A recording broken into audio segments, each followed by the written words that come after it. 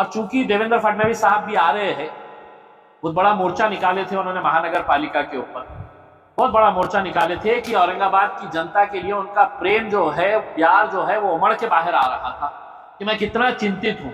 उनकी महिलाओं ने 9 वारी साड़ी पहन के एक फुकट का हंडा उनको दिया गया था, तो वो हंडा है तो यहाँ पे लगा कर है, तो वो रोड पे डांस कर रहे थे और ऐसा बता रहे थे कि पानी आ गया है करके।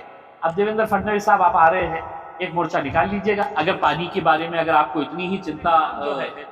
एक समझ लीजिए मेरे हिसाब से वैजापुर के अंदर कुछ 350 करोड़ रुपए के काम आए हैं, गंगापुर के अंदर आए हैं, पैठन के अंदर आए हैं।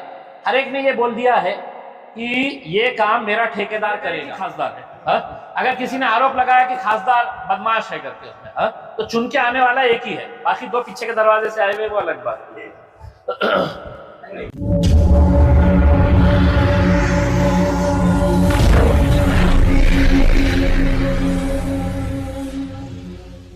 आप देख रहे हैं एटी न्यूज। महाराष्ट्र मंत्रिमंडल की बैठक को लेकर खासदार इम्तियाज जलील ने किया खुलासा, पिछली घोषणाओं पर घेरा। आइए देखते हैं इम्तियाज जलील ने क्या कहा।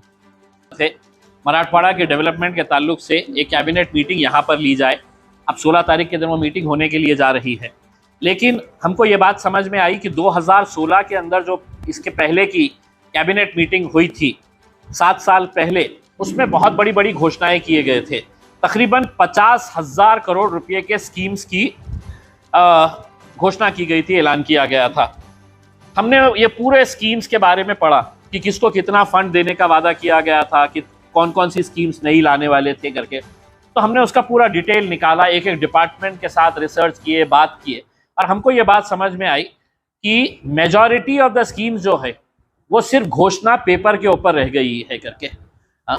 इसमें सबसे बड़ा घोटाला जो एक हमको नजर आया है वो मराठवाड़ा के इरिगेशन के अंदर जो पैसा यहाँ पे लगाया जा रहा है पेपर के ऊपर, जमीन के ऊपर नहीं। जैसा एक उदाहरण देता हूँ, एक स्कीम है 1978 के अंदर शुरू हुई थी, 24 करोड़ रुपए की स्कीम थी।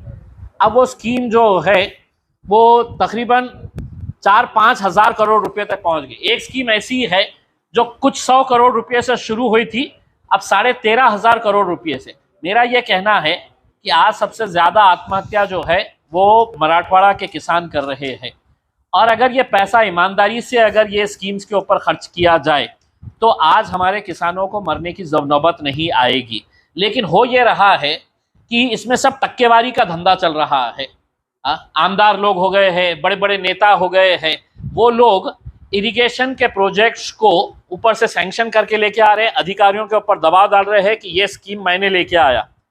अब इसके अंदर कोई ठेकेदार ने अगर इसमें अगर कोई डाला तो हम इसके हाथ पैर तोड़ देंगे, इस हद तक बात चले गई है। और ये एक अधिकारी ने बताया है कि साहब, एक आमदार ने ये बोला है कि अगर मेरे कॉन्स्टिट्युएंसी के अंदर अगर किसी ने डाला तो आम्ही त्याचे हाथ पाय तोड़ून टाकू। म्हणजे ये महाराष्ट्र है, ये महाराष्ट्र की संस्कृति है, या महाराष्ट्र में ऐसा गुंडा राज चलने वाला है करके। और मैं साफ कह रहा हूं, अगर मुख्यमंत्री उप मुख्यमंत्री अगर प्रामाणिक है मराठवाड़ा की जनता के साथ, तो मैं उनसे अनुरोध करूंगा कि ये जितने भी इरिगेशन के स्कीम्स है, इसका सीबीआई के एंटी करप्शन ब्यूरो के जरिए है तो इसकी पूरी इंक्वायरी करवाई जाए। ये कैसा सिर्फ पेपर के ऊपर ये काम किया जा रहा है करके, इसमें अधिकारी लोग भी शामिल है। तो आपको समझ में आएगा, जब हमने आदर्श के अंदर डाले तो पता चला कि डीडीआर को भी हमने अरेस्ट करवाए है करके। तो इरिगेशन के अधिकारी समझ रहे हैं कि हमारे को कोई हाथ नहीं लगा सकता है, क्योंकि 3,000 करोड़ आते हैं तो मैं ये मंत्री को इतना देता हूँ, ये मंत्री को इतना देता हूँ, आमदार को इतना दे देता हूँ, तो मेरे को कौन हाथ लगाएगा करके उसमें। तो मैं तो ओपन चैलेंज कर रहा हूँ, ओपन उनके ऊपर इल्जाम लगा रहा हूँ, ये हिस्सा ऊपर लेवल तक जा रहा है, इसलिए ये सब खामोश बैठे हैं और किसान मर रहा है। अगर आपको ये सब रोकना है तो इसकी इंक्वायरी करवाने लगाइएगा। और जो जो वादे आपने किए थे नए कैबिनेट में, अगर हमने आपको कुछ आपने नया नहीं भी दिए, तो कम से कम जो झूठ का पलीदा आपने 2016 के अंदर देकर गए थे वो आप यहाँ पर निकाल दें। और चूंकि देवेंद्र फडणवीस साहब भी आ रहे हैं, बहुत बड़ा मोर्चा निकाले थे उन्होंने महानगर पालिका के ऊपर, बहुत बड़ा मोर्चा निकाले थे कि औरंगाबाद की जनता के लिए उनका प्रेम जो है, प्यार जो है, वो उमड़ के बाहर आ रहा था कि मैं कितना चिंतित हूँ। उनकी महिलाओं ने 9 वारी साड़ी पहन के एक फुकट का हंडा उनको दिया गया था, तो वो हंडा है तो यहाँ पे लगा कर है, तो वो रोड पे डांस कर रहे थे। और ऐसा बता रहे थे कि पानी आ गया है करके। अब देवेंद्र फडणवीस साहब आप आ रहे हैं, एक मोर्चा निकाल लीजिएगा। अगर पानी के बारे में अगर आपको इतनी ही चिंता है तो आप यहाँ पर कैबिनेट आ रही है, हम आपका स्वागत करते हैं, लेकिन नए घोषणा करने से पहले पुराने का हिसाब किताब अगर बता दें तो वो मेरे हिसाब से ज्यादा बेहतर रहेगा। अमित शाह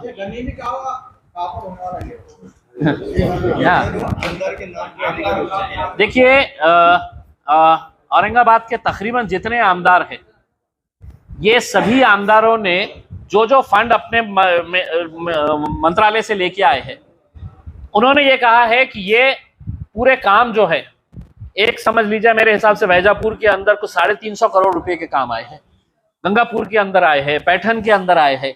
हर एक ने ये बोल दिया है कि ये काम मेरा ठेकेदार करेगा और उसके बदले में ठेकेदार ने उनको 15% कमीशन देना।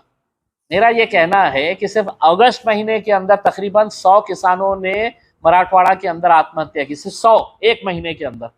और ऐसे हालात के अंदर तुम सिर्फ अपने टक्केवारी के अंदर रहेंगे और दूसरा किसी ने भरना नहीं तो हाथ पैर तोड़ डालेंगे।